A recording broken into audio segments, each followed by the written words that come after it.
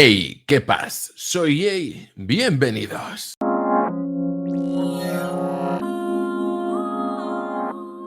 Muy buenas a todos, chicos, chicas, bienvenidos al segundo episodio de IT, bienvenidos a Derry. Como bien sabéis, estamos en la víspera de Halloween o en Halloween en muchos lugares del mundo y IT se ha adelantado, se ha estrenado hoy día viernes 31 de octubre en lugar de el lunes como estaríamos acostumbrados con este segundo episodio titulado Esa cosa en la penumbra. Segundo episodio en el cual, bueno, las cosas se están cocinando a fuego lento, pero en realidad ya están asentándose las bases de lo que será toda la temporada y están terminando de presentarnos al resto de personajes que yo creo que serán, bueno, básicamente principales, ¿no? Ya hay ciertas pequeñas tramitas que se están un poquito como solucionando o como mínimo hilando, a la vez que hay cierta relación entre diferentes personajes que ya se empieza a unificar. Habrá gente que a lo mejor piense que ha habido un poquito menos de terror, horror, casquería, lo que sea respecto al primer episodio, pero hay que reconocer que los dos momentos así tensos, oscuros que hemos vivido en este segundo episodio, creo, bajo mi punto de vista,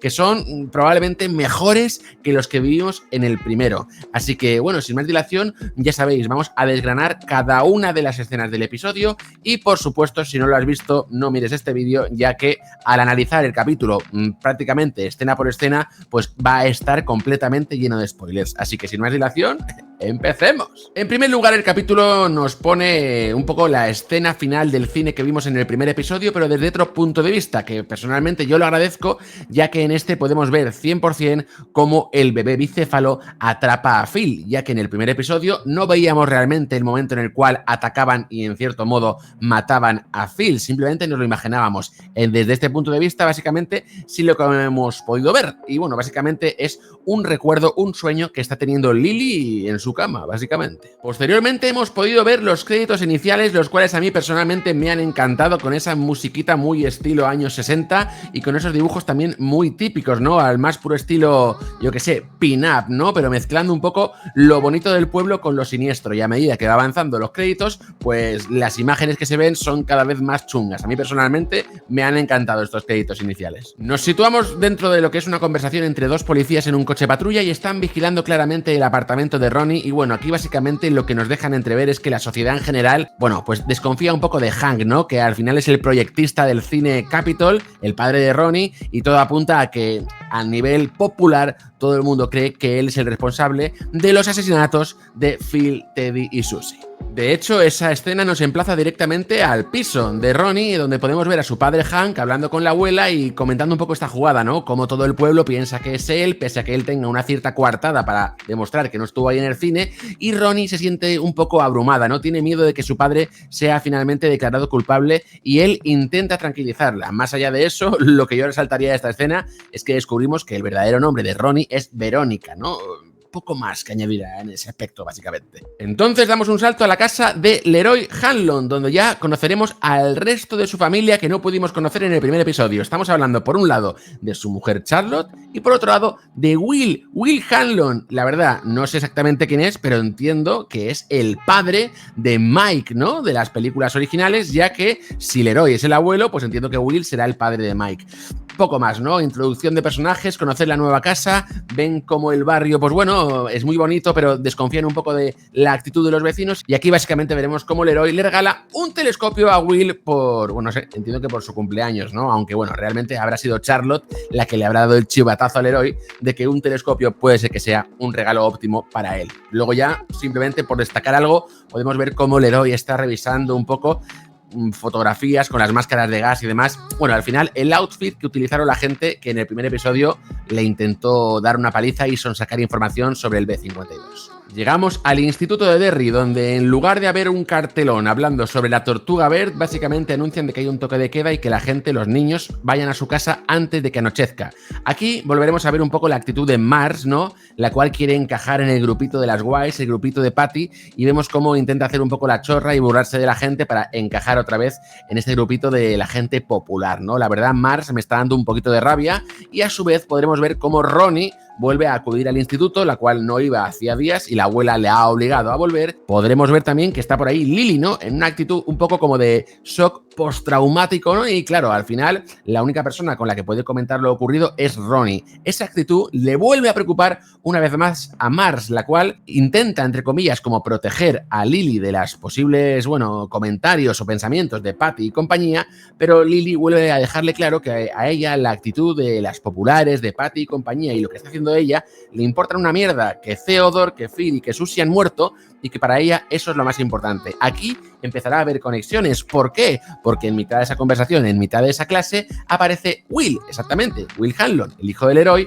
como el nuevo estudiante del instituto de Derry, ¿vale? El cual ya, desde el primer momento en el que llega, para empezar, llega tarde, ya le ponen en evidencia y ya está el típico notas haciéndole un poco de bullying. Así que bueno, poco a poco yo creo que estos personajes, un poco apartados, van a acabar conectando entre ellos. Volviendo a la base militar, el coronel Fuller le comunica al héroe que han descubierto quiénes fueron los que le hicieron esa pequeña encerrona el otro día y destaca que es Masters. Ha sido Masters y dos personas más que no conocen y que ha sido básicamente una especie como de broma, ¿no? Masters es el tío que tuvo un pequeño encontronazo con Leroy en el primer episodio y antes de que acabe la escena, una pregunta extraña que hace Leroy es que si la pistola que había en las fotografías con el material que habían utilizado era una Makarov MP o PM, M9, no sé, una Makarov, ¿no? Una pistola especial soviética. Y entonces Fuller le confirma que sí. Esto parece una tontería, pero más adelante en el episodio tendrá cierta importancia. Charlotte, la mujer del héroe, está conociendo poco a poco Derry y se da una vuelta por el pueblo mientras ve cómo la gente la observa. Ya sabéis que Muschietti declaró que en esta temporada habría un poco diferentes factores sociales como son la Guerra Fría contra Rusia y también el racismo, ¿no? Entonces ella siente como que es un poco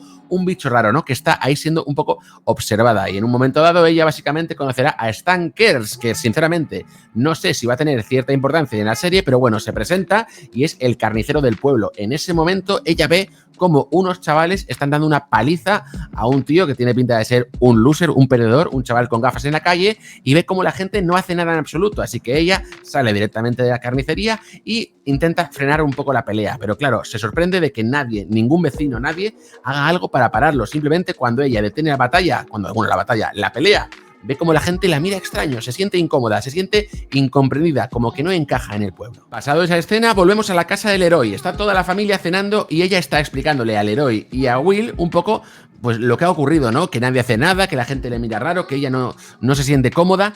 Y básicamente, por un lado, Will le dice que se relaje, que no le ponga más en evidencia, como dando a entender que él ya está teniendo bastantes problemas en lo que es el instituto. Y por otro lado, el héroe ya le hace entrever que su actitud en el pasado ya tuvo cierta trascendencia, ¿no? En sus vidas. Así que se ve que Charlotte es una persona un poco impulsiva, ¿no? Que ante la injusticia se activa y ante el racismo y ante, bueno, básicamente padre e hijo le hacen ver que se relaje un pelín, que acaban de llegar y que la idea es encajar en el pueblo y no destacar la primera semana.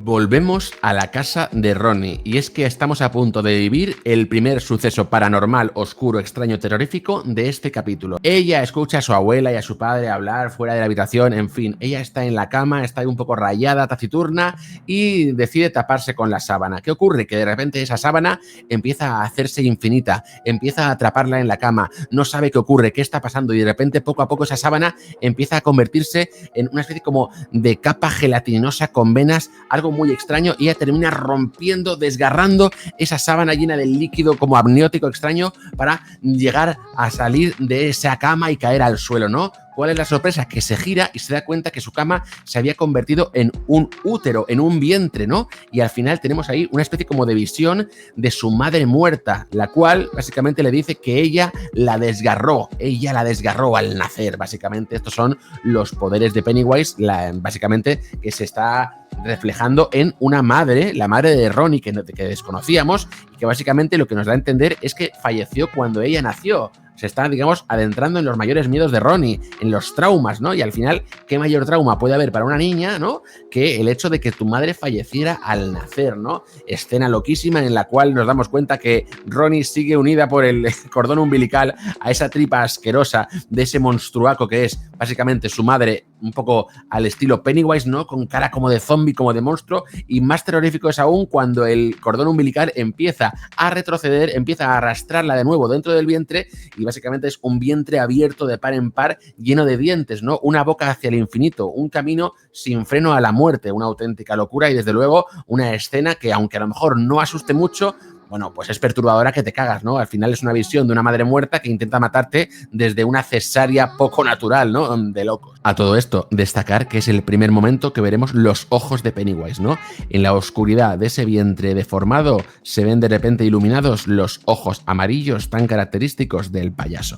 Ahora nos vamos a un bar, ¿no? Podemos ver por primera vez una conversación entre Dick Hallorann y un par de soldados más, ¿no? Están ahí de chilling tranquilamente. De hecho, le preguntan a Dick que qué ha hecho durante el día y él les comenta que ha estado en una misión secreta a la cual no puede revelar nada. Se lo toman un pelín a cachondeo, él también se empieza a reír un poco y de repente, a la vez que están ellos pasándoselo bien en el bar, podemos ver cómo entra el jefe de policía ahí con una actitud como oscura, taciturna, pensativo, ¿no? Al final quiere resolver el caso de los niños muertos, pero no lo está consiguiendo y de repente podemos empezar a ver como un par de vecinos, que creo que es el fiscal del distrito o un concejal o lo que sea, bueno, gente importante del pueblo, se empiezan a remolinar alrededor de este jefe de policía y le hacen como entrever o le meten la presión de, mira, tienes que detener ya a alguien, tienes que detener a Hank, el padre de Ronnie, ¿no? Al final, lo dicho, trabajador del cine, es el único que puede haber sido responsable de la muerte de esos niños y tanto la gente como nosotros queremos ya que haya un culpable al respecto, ¿no? Y que si no lo hace ya,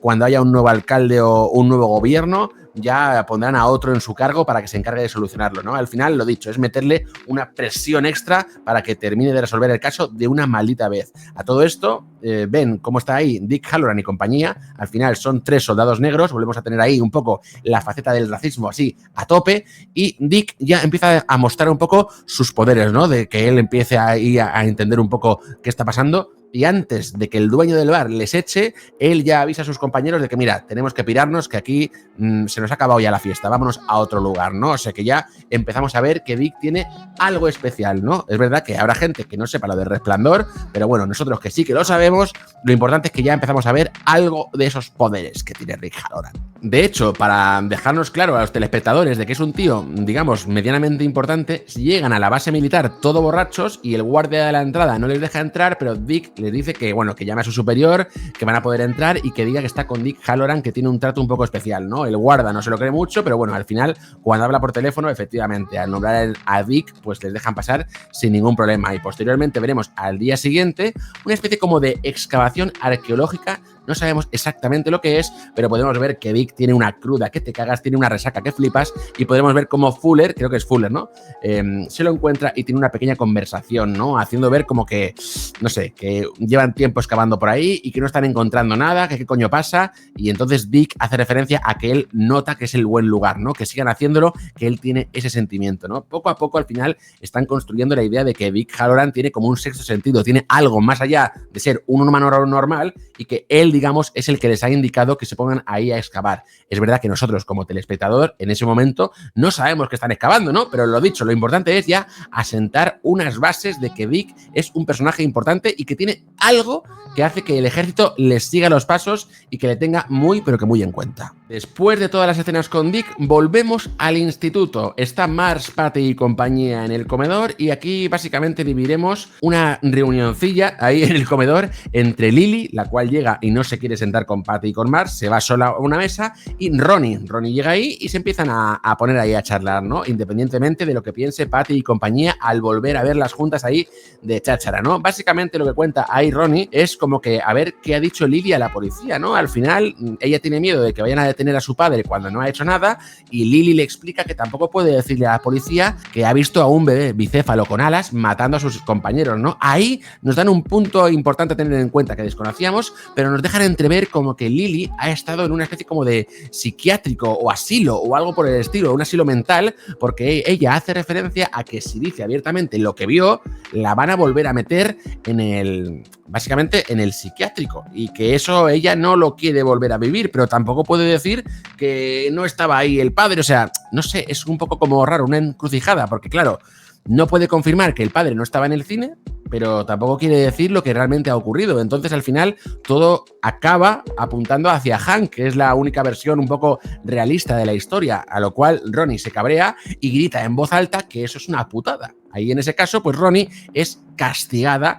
dada esa actitud. Pero posteriormente nos saltaremos a otra escena en los pasillos del instituto donde conoceremos a un personaje que ya se ha dejado de entrever en la clase anteriormente y es el personaje de Rich, un chaval que le hace una pequeña broma a Will, el cual está en el suelo del pasillo leyéndose un libro ahí random y donde, digamos, ya le conoceremos. O sea, nos presentarán al personaje de Rich, que tiene pinta de que va a ser parte de este grupito de nuevos chavalines, ¿no? A mí me hace gracia la actitud, me gusta mucho cómo ha actuado el chaval. Lo único que me llama la atención es que vuelvan a llamarle Rich, ¿no? Teniendo en cuenta que personajes de la primera película se llaman Richie, ¿no? Es en plan, buscad otros nombres, no empecéis a mezclar nombres que ya estaban en las anteriores películas, que nos volvemos automáticamente locos.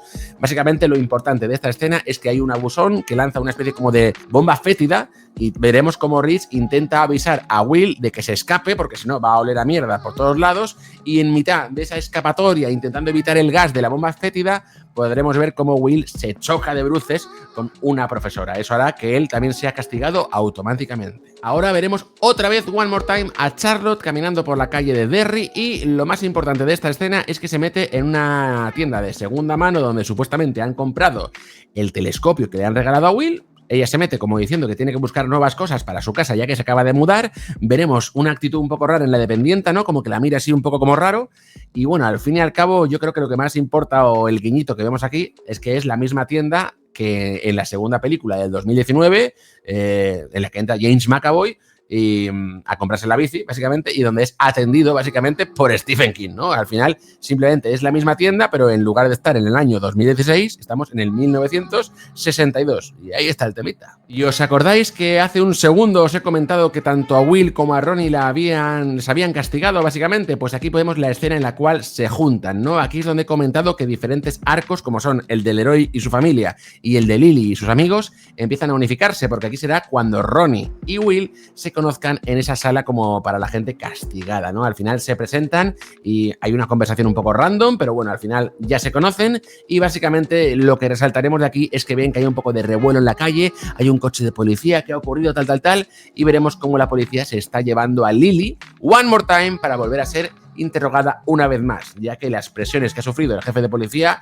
bueno, están dando sus frutos. Una vez en la comisaría vemos ahí una placa en una puerta donde pone Clint Bowers, el jefe de policía. ¿Y de qué os suena Bowers? Pues básicamente es lo que yo entiendo, el abuelo de Henry Bowers. Henry Bowers era, ya sabéis, el matón, el que hacía bullying en las primeras películas y, bueno, y en la segunda, que salía del manicomio para intentar cargarse a toda esta peña, aún, digamos, loco, aún, digamos, controlado por Pennywise, ¿no? Era el matón, el del pelito por aquí, el que mató a su padre en la primera película y que, el padre también era policía. Por eso entiendo que como que la familia Bowers pues ha estado siempre en el ámbito policial, ¿no? Y aquí tenemos a Clint Bowers. La verdad, es una tontería, pero bueno, al final, igual que me hace ilusión que el héroe sea abuelo de Mike, pues bueno, Clint, pues me hace ilusión que entiendo que sea el abuelo de Henry, ¿no? Al final, las conexiones con las películas de el 17 y el 19, pues bueno, pues ayudan a que te sientas mejor. Y básicamente lo que ocurre ahí es que él empieza a forzar a Lily a que acuse directamente a Hank como responsable, ¿no? Al final ella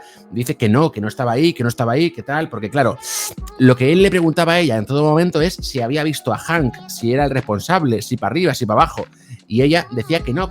Entonces él la amenaza con llevarla a Juniper Hill, que aquí Juniper Hill lo que entendemos es que es el manicomio, ¿de acuerdo? Porque le dice, ¿quieres volver a Juniper Hill? ¡Oh, no quiero! O sea que ya nos dejan claro que ese lugar es el manicomio en el cual estuvo ella encerrada después de que su padre muriera en la fábrica esta de pepinillos, ¿no? Entonces él cambia un poco su estrategia. La pregunta final que le hace es, en lugar de si ha visto a Hank, la pregunta es si puede confirmar al 100% por todos los medios que Hank no estaba en las inmediaciones del cine. Si puede confirmarlo al 100%. Claro, ella, al no haberle visto, lamentablemente, entiendo que su respuesta es que no puede confirmarlo y eso desencadenará lo que viviremos en las siguientes escenas. Y es que efectivamente podemos ver cómo la policía detiene a Hank Grogan, el padre de Ronnie, y vemos cómo la abuela y Ronnie y todo el vecindario están un poco ya alborotado y bueno, cómo a él le meten en el coche de policía y promete volver. Acto seguido veremos cómo Ronnie se va corriendo del vecindario directamente a la casa de Lily, aporrea la puerta en mitad de la madrugada para preguntarle que qué cojones ha dicho para que su padre detenido, ¿no?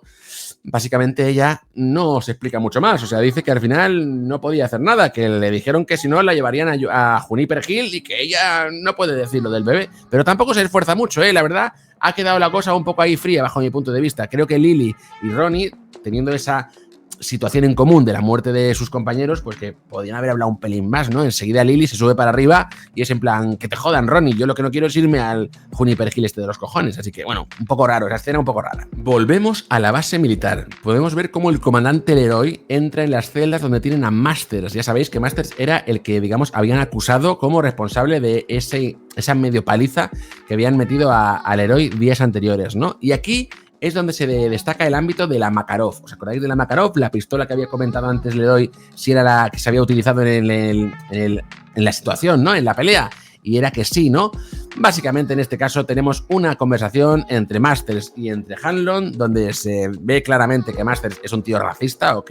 No hay nada que negar al respecto, pero donde Hanlon le deja también claro que él no ha sido el que estaba esa noche con la máscara de gas pegándole la paliza, porque el tío que estuvo ahí cargando la Makarov lo hizo de una manera muy rápida y eficaz, y la Makarov, por lo visto, es una pistola que tiende a encasquillarse, es complicada de cargar, se suele utilizar 2 manos y que Masters, por su currículum, digamos, no tiene pinta de ser responsable o capaz, ¿no?, de cargar una Makarov al instante, ¿no? De hecho, le pone una prueba, ¿no? Le pone la Makarov y un cargador, le empieza a pinchar para que este se ponga nervioso y en el momento que él intenta coger el cargador y la pistola y cargarla, efectivamente no es capaz, lo cual demuestra one more time que él no era el que estaba allí con la máscara de gas dándole por saco, ¿no? Entonces, claro, esto tiene que comunicarlo sí o sí. Y entonces se va a ver al general Shaw, básicamente a informarle de que Master no es el responsable, que lo ha comprobado y bueno, aquí tenemos una grandísima revelación, ya que Shaw le confiesa que debido a ese altercado que tuvo Leroy en Corea y demás, como que querían, entre comillas, comprobar sus capacidades mentales debido a una lesión que él tiene, y básicamente le explica que todo lo que ocurrió el otro día con la máscara de gas, con para arriba, con para abajo, con el B-52, como que era una prueba, como que era un examen, como que era algo que estaban, digamos, intentando demostrar a ver si Leroy era óptimo para llevar a cabo el trabajo. Ahí Leroy se pone un poco tenso, pero el general Shaw le dice, bueno, antes de que armes la de Dios, déjame al menos que te explique qué es lo que estamos haciendo aquí y una vez que te lo expliquemos ya tú tomas una decisión de a ver qué quieres hacer, ¿de acuerdo? Y ahí luego ya será importante porque habrá una gran revelación cara a los espectadores. Y pasamos a mi escena favorita del capítulo, donde veremos a Lily, la cual está básicamente dando una vuelta por el pueblo y donde se mete en un centro comercial, en un supermercado, ¿no?, a hacer la compra tranquilamente. Bueno, aquí viviremos la segunda escena paranoica, extraña, terrorífica del capítulo, cuando la gente del supermercado empezará a hacer cosas raras a las espaldas de Lily. La verdad que da mucho mal rollo, ¿no? Estos giros de cuello, estas miradas, estos acechos, ¿no?, entre las estanterías. Está muy bien planteada lo que es la escena. Veremos cómo el megáfono del supermercado empieza cada vez más a hacer referencia a Lily, veremos cómo ella se empieza a paranoiar y veremos sobre todo cómo los pasillos se empiezan a estrechar hasta que la dejan prácticamente encerrada en un cuadrilátero, ¿no? Primero tendrá visiones que los cereales que tiene delante, pues bueno, aparecerán Theodore, Susie, Phil convertidos en cadáveres, será una auténtica locura y luego posteriormente llegaremos a la escena de los pepinillos, ¿no? Una especie de habitáculo lleno de pepinillos donde en cada uno de los botes habrá partes del padre muerto de Lily, ¿no? Desde una mano, un corazón, un hígado, un pie, la cabeza rebanada en 3, hablando con ella. Ella se pondrá nerviosa, romperá el tarro de la cabeza y empezarán a caerse todos los tarros al suelo, conformando una especie como de masa extraña, mezcla entre vísceras, huesos, carne. Bueno, al final un pulpo extraño hecho con la apariencia un poco del padre